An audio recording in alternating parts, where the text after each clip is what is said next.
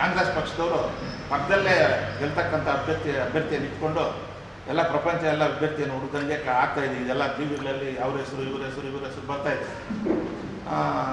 ಮತ್ತು ಕಾಂಗ್ರೆಸ್ ಪಕ್ಷಕ್ಕೆ ಇನ್ನೊಂದು ಮನವಿ ಅಥವಾ ಸಲಹೆಯನ್ನು ಅನ್ಕೋಬೋದು. ನಮ್ಮ ಮನವಿನ ತಿಳ್ಕೊಟ್ರೆ ಅಭ್ಯರ್ಥಿಯ ಆಯ್ಕೆಯ ವಿಚಾರದಲ್ಲಿ ಕಣ್ಣಿದ್ದು ಕುರುಡರಾಗುವುದು ಬೇಡ. ವಿರೋಧ ಪಕ್ಷಗಳೀಗ ಈ ಎಲ್ಲ ವಿಚಾರಗಳಲ್ಲಿ ವಿರೋಧ ಪಕ್ಷಗಳು CM ಮುನಿಯಪ್ಪನವರಿಗೆ ಟಿಕೆಟ್ ಆಗದೇ ಇದ್ರೆ ಸಾಕು ಅಂತ ಕಾಯ್ತಾ ಇದೆ.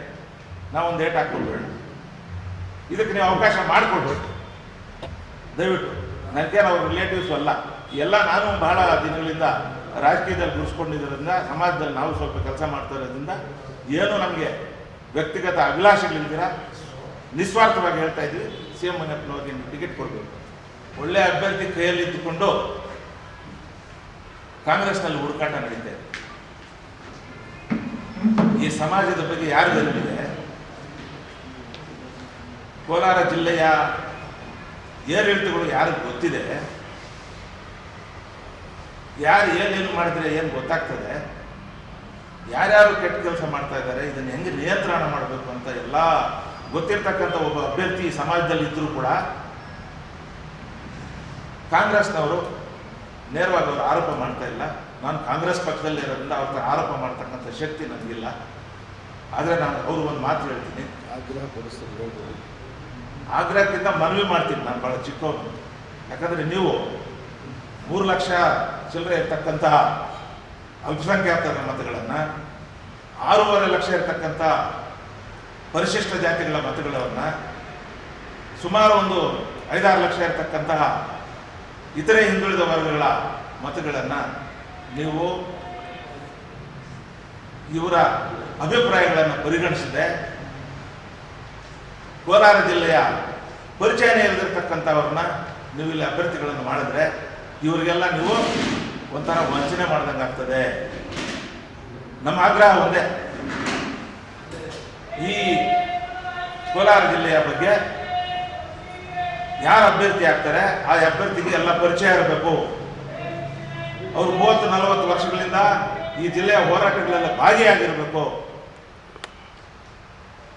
ನಮ್ಮ ಕಷ್ಟ ಸುಖಗಳನ್ನು ಅವರ ಹಂಚ್ಕೊಳ್ತಕ್ಕಂಥ ಇರಬೇಕು. ಯಾಕಂದ್ರೆ ಯಾರು ಈ ಪೇಪರ್ಗಳಲ್ಲಿ ರಾಜಕೀಯ ವ್ಯಕ್ತಿಗಳು ಸುಮಾರು ವರ್ಷಗಳಿಂದ ಈ ದಲಿತರನ್ನ ಒಳಪಂಗಡಗಳನ್ನು ಹುಟ್ಟಿಸಿ ಅವ್ರನ್ನ ನಾಶ ಮಾಡ್ತಕ್ಕಂಥ ಕೆಲಸ ಮಾಡಿದ್ದಾರೆ. ಆ ಒಂದು ಕೆಲಸ ನಮ್ಮ ಮುಸ್ಲಿಂ ಸಮುದಾಯ ಮೊದಲು ಮಾಡಿಲ್ಲ, ಮುಂದೇನೂ ಮಾಡಿಲ್ಲ. ನಮಗೆ ಎಡಗೈ ಬಲಗೈ ಅವೆಲ್ಲ ಗೊತ್ತಿಲ್ಲ, ರೈಟ್ ಟು ಲೆಫ್ಟ್ ಅದು ಗೊತ್ತಿಲ್ಲ, ಸ್ಟ್ರೇಟ್ ಗೊತ್ತು. ನಮ್ಗೆ ಸ್ಟ್ರೇಟ್ ಒಂದೇ ಮಾನದಂಡ. ಗೆಲ್ತಕ್ಕಂಥ ಅಭ್ಯರ್ಥಿ ಈಗ ಸಮಾಜದಲ್ಲಿ ಕಾಣಿಸ್ತಾ ಇರೋದು CM ಮುನಿಯಪ್ಪನವರು ಒಬ್ಬರೇ. ಎಷ್ಟು ಜನ ಈಗ ಚರ್ಚೆ ನಡೀತಾ ಇದೆ, ಈ ಎಲ್ಲ ಚರ್ಚೆಗಳಲ್ಲಿ ಈ 2 ಜಿಲ್ಲೆಯ ಪರಿಚಯ ಇರ್ತಕ್ಕಂಥವ್ರು, ಈ 2 ಜಿಲ್ಲೆಯ ಶೋಷಿತರ ಬಗ್ಗೆ, ಬಡಜನರ ಬಗ್ಗೆ,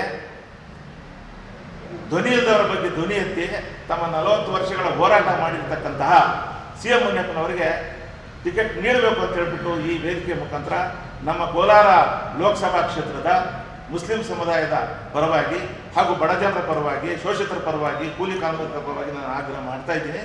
ಇದನ್ನು ನಾನು ಆಗ್ರಹ ಅಂತ ನೀವು ಪರಿಗಣನೆ ಮಾಡಬೇಡ್ರಿ, ನಮ್ಮದು ಮನವಿ ಅಂತ ಮಾಡಿರಿ. ನಾವು 5 ವರ್ಷ ಏನು ಇಲ್ಲದಿದ್ರೂ ಕೂಡ ಶಾಂತಿಯಾಗಿ ಇರ್ತಕ್ಕಂಥ ಒಂದು ವ್ಯವಸ್ಥೆ ಆಗಬೇಕು.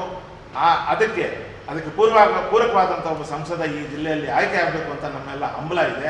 ನಮ್ಮ ಮನವಿಯನ್ನು ದಯವಿಟ್ಟು ನೀವು ಗಂಭೀರವಾಗಿ ಪರಿಗಣಿಸಬೇಕು ಅಂತ ಈ ವೇದಿಕೆ ಮುಖಾಂತರ ನಾನು ಕಾಂಗ್ರೆಸ್ನ ಹೈಕಮಾಂಡ್ AICC ಅಧ್ಯಕ್ಷರಾಗಿರ್ತಕ್ಕಂಥ ಮಲ್ಲಿಕಾರ್ಜುನ ಖರ್ಗೆ ಅವರಿಗೆ, ಸುರ್ಜೇವಾಲಾರವರಿಗೆ, ವರಿಷ್ಠರಾಗಿರ್ತಕ್ಕಂತಹ ಶ್ರೀಮತಿ ಸೋನಿಯಾ ಗಾಂಧಿ ಅವರಿಗೆ, ರಾಹುಲ್ ಗಾಂಧಿ ಅವರಿಗೆ, ಈ ರಾಜ್ಯ ಮಟ್ಟದ ಚುಕ್ಕಾಣಿ ಹಿಡಿದಿರ್ತಕ್ಕಂತಹ ಸಿದ್ದರಾಮಯ್ಯನವರಿಗೆ, KPCC ಅಧ್ಯಕ್ಷರಾಗಿರ್ತಕ್ಕಂಥ DK ಶಿವಕುಮಾರ್ ಅವರಿಗೆ, ನಮ್ಮ ರಾಜ್ಯ ಮಟ್ಟದ ಪ್ರಭಾವಿ ಮುಖಂಡರಾಗಿರ್ತಕ್ಕಂಥ ರಮೇಶ್ ಕುಮಾರ್ ಅವರಿಗೆ, ನಮ್ಮ ರಾಜ್ಯ ಮಟ್ಟದ ಪ್ರಭಾವಿ ಮುಖಂಡರಾಗಿರ್ತಕ್ಕಂಥ ಅಲ್ಪಸಂಖ್ಯಾತ ಸಮುದಾಯದಂಥ ಪ್ರಭಾವಿ ಮುಖಂಡರಾಗಿರ್ತಕ್ಕಂಥ ನಸೀರ್ ಅಹಮದ್ ಅವರಿಗೆ, 2 ಜಿಲ್ಲೆಯ ಸಚಿವರುಗಳಾಗಿರ್ತಕ್ಕಂಥ BS ಸುರೇಶ್ ಅವರಿಗೆ, ಸುಧಾಕರ್ ಅವರಿಗೆ, ಹಾಗೂ ಈ ಜಿಲ್ಲೆ ಈ ಲೋಕಸಭಾ ವ್ಯಾಪ್ತಿಗೆ ಬರ್ತಕ್ಕಂತಹ ಶಾಸಕರಾಗಿರ್ತಕ್ಕಂತಹ ಕೊತ್ತೂರು ಮಂಜುನಾಥ್ರವರಿಗೆ, ಅನಿಲ್ ಕುಮಾರ್ ಅವರಿಗೆ, ರೂಪಾ ಶಶಿಕಲಾರವರಿಗೆ, SN ನಾರಾಯಣ ಸ್ವಾಮಿ ಅವರಿಗೆ, ನಂಜೇಗೌಡರವರಿಗೆ, ಇವ್ರಿಗೆಲ್ಲರೂ ಕೂಡ ನಾನು ಈ ವೇದಿಕೆಯ ಮುಖಾಂತರ ನಾನು ಮನವಿ ಮಾಡ್ತಾ ಇದ್ದೀನಿ.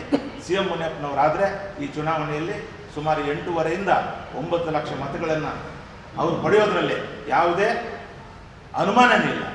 ಇದು ನಾನು ಎಕ್ಸಾಗರೇಟ್ ಮಾಡ್ತಾ ಇಲ್ಲ. ಒಂದು ವೇಳೆ ಅವ್ರಿಗೆ ಅದೃಷ್ಟ ಇದು ನೀವು ಟಿಕೆಟ್ ಕೊಟ್ಟರೆ ಸಿ ಎಂ ಮುನಿಯಪ್ಪನವರು ಈ ಚುನಾವಣೆಯಲ್ಲಿ 8.5ರಿಂದ 9 ಲಕ್ಷ ಓಟ್ ತೆಗೆದುಕೊಳ್ತಾರೆ, ಅದರಲ್ಲಿ ಯಾವುದೇ ಅನುಮಾನ ಬೇಡ. ಆದ್ದರಿಂದ ಈ ಜಿಲ್ಲೆಯ ಪರಿಚಯ ಇರತಕ್ಕಂತಹ ಸಿ ಎಂ ಮುನಿಯಪ್ಪನವರಿಗೆ ಟಿಕೆಟ್ ನೀಡಬೇಕು, ಕಾಂಗ್ರೆಸ್ನ ಬಿ ಫಾರಂ ನೀಡಬೇಕು ಅಂತ ಹೇಳ್ಬಿಟ್ಟು ಈ ಕೋಲಾರ ವಿಧಾನಸಭಾ ಕ್ಷೇತ್ರದ ವ್ಯಾಪ್ತಿಯ ಮುಸ್ಲಿಂ ಸಮುದಾಯದ ಪರವಾಗಿ ನಾನು ವರಿಷ್ಠರಲ್ಲಿ ಮನವಿ ಮಾಡತಕ್ಕಂಥ ಒಂದು ಕೆಲಸವನ್ನು ಮಾಡೋದಕ್ಕೆ ಈ ಪತ್ರಿಕಾಗೋಷ್ಠಿಯನ್ನು ಕರೆದಿದ್ದೆ.